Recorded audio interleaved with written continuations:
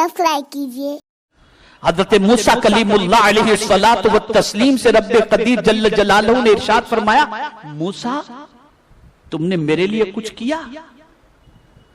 عرض کرتے مولا میں نے نماز پڑھی، روزے رکھے، تیری راہ میں نے مال قربان کیا۔ تو رب نے ارشاد فرمایا، موسیٰ روزہ تیرے لیے نور، روزہ تیرے لیے ڈھال، دیگر عبادات کا صلہ تجھے دنیا آخرت میں ملے گا، لیکن خاص میرے لیے کوئی کام تو نے کیا؟ تو حضرت موسیٰ کلیم اللہ علیہ السلام نے عرض کیا، مولا خاص تیرے لیے کوئی کام کیا ہو سکتا ہے؟ تو رب نے ارشاد فرمایا، موسیٰ کیا کسی سے دوستی صرف میرے لیے تو نے کی اور کسی سے دشمنی صرف میرے لیے تو نے کی؟ صرف میرے لیے؟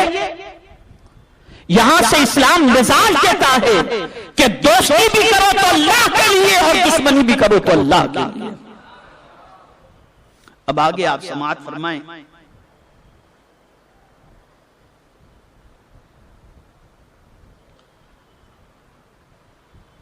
کسی بندے نے روزہ رکھا، میں تھوڑا سا آپ کو سمجھا دوں پیورٹی کے حوالے سے تاکہ اچھی طرح سے کنفیوژن دور ہو جائے۔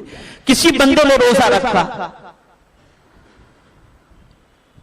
اور روزہ رکھتے وقت اس کی نیت کیا تھی کہ چلو اللہ نے فرض کیا میں روزہ رکھتا ہوں، لیکن ساتھ میں اس نے یہ بھی سوچ لیا یار میں روزہ رکھوں گا، بھوکا رہوں گا تو میری صحت بہت اچھی ہو جائے گی، بس یہ پیورٹی ختم، یہ اخلاص ختم ہو گیا اس کا۔ اب یہ کام اللہ کے لیے نہیں ہوا، دوسری نیت شامل ہو گئی۔ لیکن اگر کوئی اس دوسری نیت کی طرف توجہ دینے کی بجائے اس طرف توجہ دے کہ میں تو یہ کام صرف اللہ کے لیے کر رہا ہوں، تو مولا تندرستی بھی عطا فرمائے گا اور لمبی زندگی بھی عطا فرما دے گا۔ لیکن ہمارا معاملہ یہ ہے، آج تو اللہ رحم و کرم فرمائے، حدیث مصطفیٰ صلی اللہ علیہ وسلم کے فوائد بھی اگر سائنس کی روشنی میں پیش کیا جائے تو لوگ جلدی جلدی قبول کر لیتے ہیں، لیکن اگر کہا جائے کہ یہ مصطفیٰ پیارے صلی اللہ علیہ وسلم کا ارشاد ہے، اچھا ہمارے لیے اتنا ہی کافی ہے کہ ہمارے آقا نے یہ فرما دیا، اتنا ہی کافی، اس پر سرنڈر ہو جانا چاہیے۔ اور نیت جو ہے یہ دل کے ارادے کا نام ہے، دل کے ارادے کا نام ہے، اور اسی لیے آقا کریم صلی اللہ تعالی علیہ وسلم نے فرمایا، ان اللہ لا ينظر الى اجسامکم ولا الى صورکم ولکن ينظر الى قلوبکم۔ اللہ تمہارے ظاہری جسم کو نہیں دیکھتا، نہ تمہاری شکل و صورت کو دیکھتا ہے، بلکہ تمہارے دل کو دیکھتا ہے کہ دل میں تمہاری نیت کیا ہے۔ اس لیے کہ نیت کی جگہ دل ہے، اور آدمی دنیا کا انسان تمہارے ظاہری جسم کو دیکھ لیتا ہے، دل کو نہیں دیکھتا، لیکن دل کی کیفیت کو میرا مولا دیکھتا ہے، وہ دیکھتا ہے کہ بندہ کیوں چلا ہے۔ اسی لیے آقا کریم صلی اللہ علیہ وسلم کا ارشاد گرامی ہے، بخاری شریف کی حدیث ہے کہ قیامت میں بندہ اپنی نیتوں پر اٹھایا جائے۔ نیتوں پر، کیسی نیت تھی ہماری، بہت ٹھنڈے کلیجے سے ہم سب سوچیں، ٹھنڈے دل سے سوچیں، زندگی کی ساری نیکیوں کے بارے میں غور کریں کہ ہم کرتے کس کے لیے ہیں۔ اور میں یقین کے ساتھ کہتا ہوں الا ماشاء اللہ، شاید دور تک کہیں کوئی ایسا نظر آئے جس کی نیت خالص اللہ کے لیے ہو، خالص اللہ کے لیے۔ میرے پیارے آقا صلی اللہ تعالی علیہ وسلم کے پیارے دیوانوں، اسی لیے نیت کو درست کرنا، اللہ کے لیے کرنا، عبادت، ریاضت، تقوی، طہارت، یہ بے پناہ ضروری ہے۔ اب مزید غور سے سماعت فرمائیں۔ آقائے کریم صلی اللہ تعالی علیہ وسلم نے ارشاد فرمایا بہت سے نیک کام بندہ کرتا ہے، فرشتے اس کو آسمان پر لے جاتے ہیں تو اللہ عز و جل فرماتا ہے ان اعمال کو اس کے نامہ اعمال سے مٹا دو۔ بہت سارے نیک عمل بندہ کرتا ہے اور فرشتے اس نیک اعمال کو لے کر آسمان کی طرف اٹھتے ہیں تو میرا کریم فرماتا ہے اس کے اعمال کو اس کے دفتر سے نکال مٹا دو اس کو۔ اب آپ مجھے بتاؤ نیکی کرنے میں تکلیف تو ہوتی ہے نا، لیکن اگر تکلیفوں کے باوجود اگر وہ اعمال ہمارے دفتر سے مٹا دیے جائیں تو کتنی تکلیف ہوگی؟ مولا منع فرما دے گا اسے مٹا دو اس کے دفتر سے۔ فرشتے عرض کریں گے مولا اس نے تو یہ سارے کام کیے ہیں، تو میرے پروردگار جل جلالہ کی جانب سے ندا ہوگی اس نے یہ سب ضرور کیے ہیں لیکن میرے لیے نہیں کیے، میرے لیے نہیں کیے۔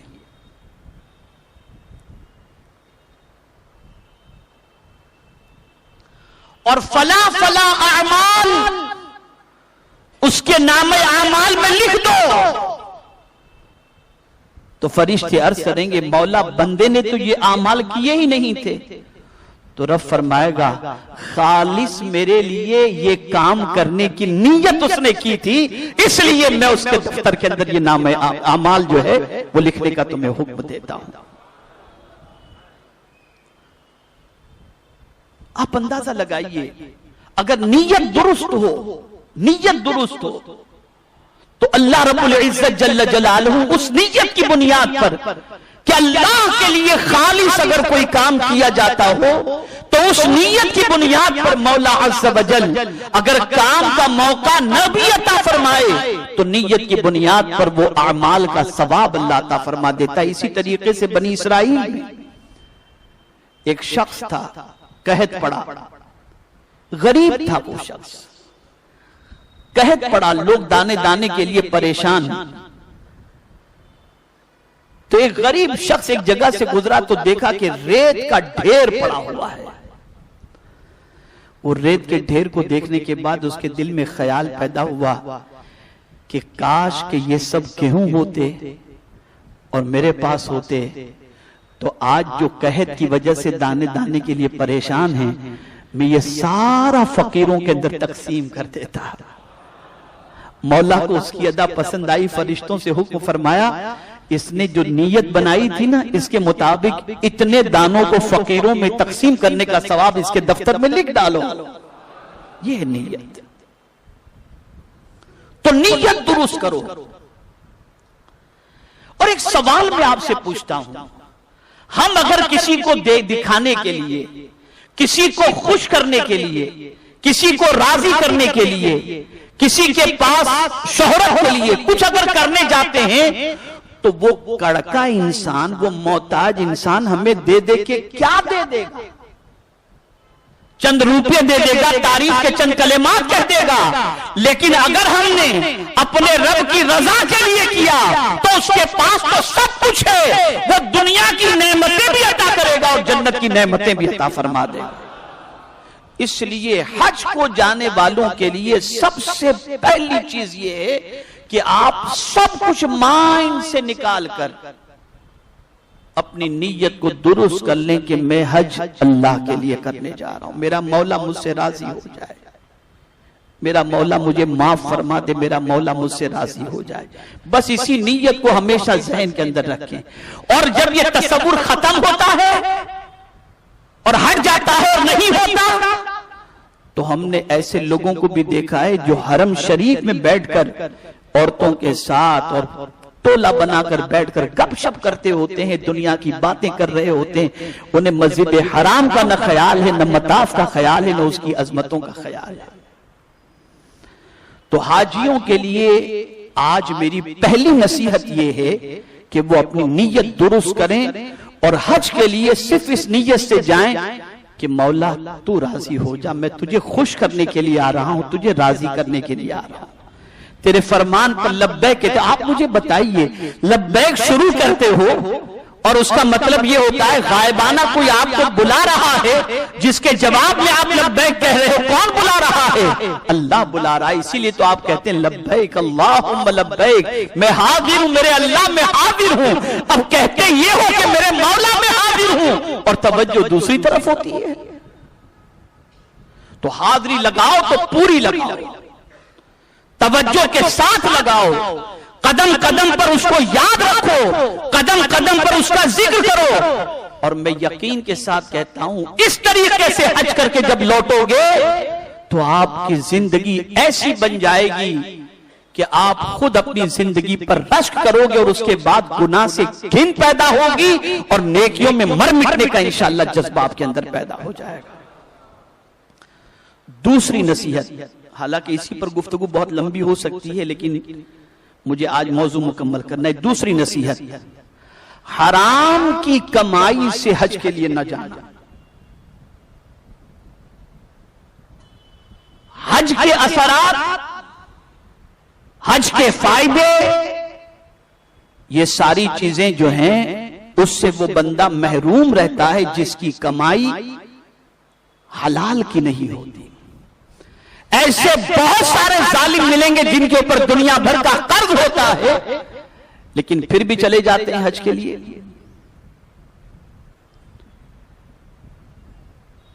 ہاں، جس کا قرض نکلتا ہے اگر وہ واقعی خوشی سے آپ کو اجازت دیتا ہے تو الگ چیز ہے، لیکن آپ کی ہماری سب کی ذمہ داری یہ ہے کہ پہلے قرض ادا کرو. اور دوسری چیز یہ ہے کہ ہمیشہ اس چیز کا خیال رکھو کہ کہیں ایسا تو نہیں کہ حرام کی کمائی کے ذریعے حج کر رہے ہو. اب اگر کسی کے حلق کے نیچے حرام کا لقمہ اتر جائے یا کسی کے جسم پر حرام کے کپڑے کا احرام ہو تو اس کا کیا ہوتا ہے، اسے سماعت فرمائیں.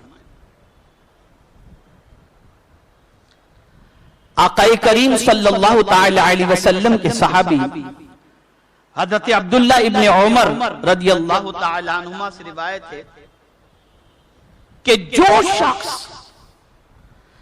10 درہم کا کوئی کپڑا خریدے اور 1 درہم حرام کی کمائی کا ہو، توجہ سے سنیں، 10 درہم کا کوئی کپڑا خریدے اور 1 درہم حرام کی کمائی کا ہو تو اللہ تعالی اس کمائی، اس کپڑے سے اس کی نماز کو قبول نہیں فرمائے گا، قبول نہیں فرمائے گا جب تک کہ وہ کپڑا اپنے بدن سے جدا نہ کر دے. 10 درہم میں سے 1 درہم بھی اگر حرام کی کمائی کا ہے تو اللہ اس کی نماز کو قبول نہیں فرمائے گا. اس لیے حج کے لیے جب جانا ہو بلکہ ہمیشہ اس چیز کا خیال رکھیں کہ حلق کے نیچے اترنے والے لقمے کے بارے میں غور کریں کہ یہ لقمہ کہیں مشتبہ یا حرام کا تو نہیں ہے، کسی کا غصب کیا ہوا، کسی کا لوٹا ہوا، ناجائز کاروبار کر کے اس طریقے سے تو ہم نے حاصل نہیں کیا. اگر ایسی کمائی موجود ہے اور اس کمائی کے ذریعے کوئی احرام کا کپڑا خریدے، احرام خریدے اور اس کے بعد جو ہے وہ اسے پہن کر کے جائے تو حدیث تو مصطفیٰ جان رحمت صلی اللہ علیہ وسلم کی میں نے آپ کے سامنے پیش کر دی. دوسری ایک اور حدیث سماعت فرمائے. حضرت عبداللہ ابن مسعود رضی اللہ تعالیٰ عنہ سے روایت ہے جس کسی نے حرام کا 1 لقمہ کھایا، حرام کا 1 لقمہ کھایا تو 40 روز تک اس کی نماز قبول نہیں ہوتی. 40 روز تک. میرے پیارے آقا صلی اللہ تعالی علیہ وسلم کے پیارے دیوانوں، تو حجاج کرام کو میری نصیحت دوسری یہ ہے کہ حج کے لیے جانے سے پہلے اپنی کمائی پر نظر ڈالو کہ ہماری کمائی پاک ہے، حلال ہے، صاف ستھری ہے، کیسی ہے، اس پر برابر غور کرو، دیکھو۔ آقا کریم صلی اللہ علیہ وسلم ارشاد فرماتے، غالباً بخاری شریف کی یہ حدیث ہے کہ ایک زمانہ آئے گا کہ میری امت یہ فکر کرنا چھوڑ دے گی کہ یہ حلال ہے یا حرام، اور میں سمجھتا ہوں وہ زمانہ آ چکا ہے، وہ زمانہ آ چکا ہے۔ تو اس چیز کا خیال رہے کہ حج کو جانے سے پہلے اپنی رقم کے بارے میں، اپنی دولت کے بارے میں غور کر لیں، حلال ہے یا حرام۔ تیسری چیز،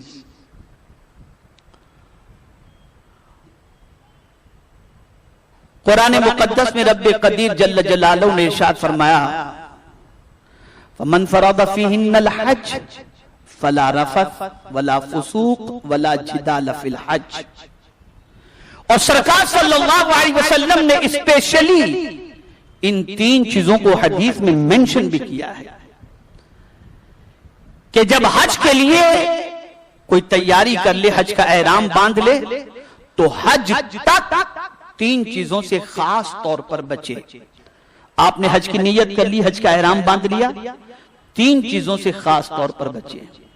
وہ تین چیز کون سی ہیں؟ احرام کی حالت میں اپنی بیوی سے صحبت یا اس قسم کی کوئی بات جو صحبت سے قریب لے جانے والی ہو، اس سے پرہیز کریں۔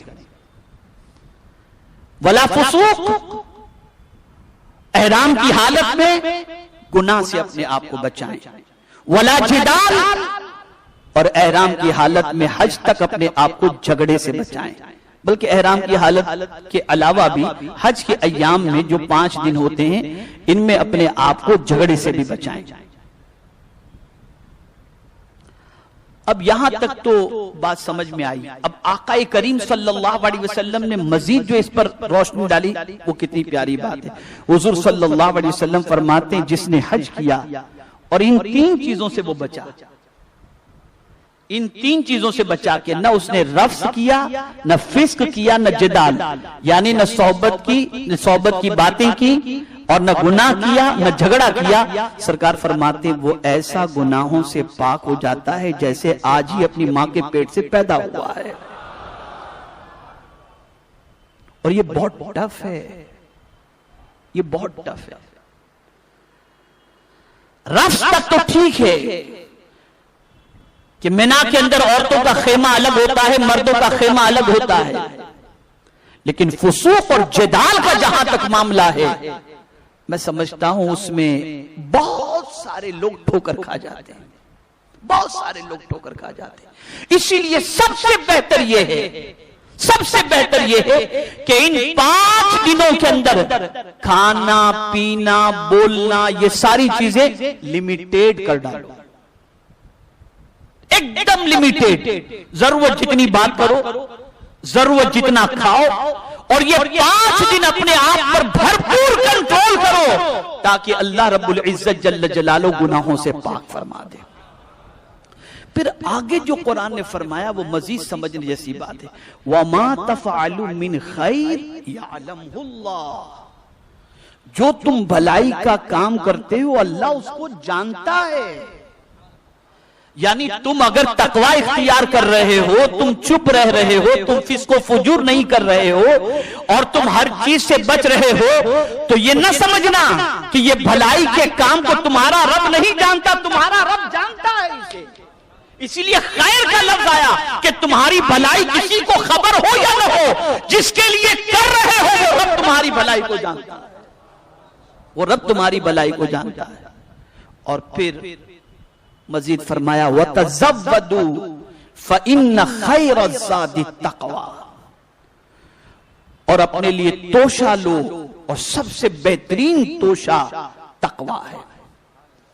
میں اس پر تھوڑا سا غور کیا، سب سے بہترین توشہ، ہم بہت ساری چیزیں لے کر کے جاتے ہیں، اور جاننا چاہیے ضرورت کی چیزیں جو وہاں پر عرفات میں مزدلفہ میں جن چیزوں کی ضرورت پڑتی ہے وہ چیزیں اپنے ساتھ لے کر کے جائیں، اس میں کوئی گناہ کی بات نہیں بلکہ ضروری ہے۔ لیکن ان سب چیزوں سے بہترین زاد سفر کیا ہے؟ تو قرآن کہتا ہے خیر زاد تقوی، بہترین توشہ، بہترین زاد سفر تقوی ہے۔ اس لیے کہ اگر تم اللہ سے ڈرتے ہوئے تم نے یہ سارا سفر کیا تو سن لو، دنیا کے انسانوں میں تمہیں عزت صرف نہیں ملے گی بلکہ ان اکرمکم عند اللہ اتقاکم، تمہارے رب کے نزدیک بھی تم سب سے زیادہ عزت والے بن جاؤ گے۔ ہماری ویڈیو کو لائک شیئر ضرور کریے۔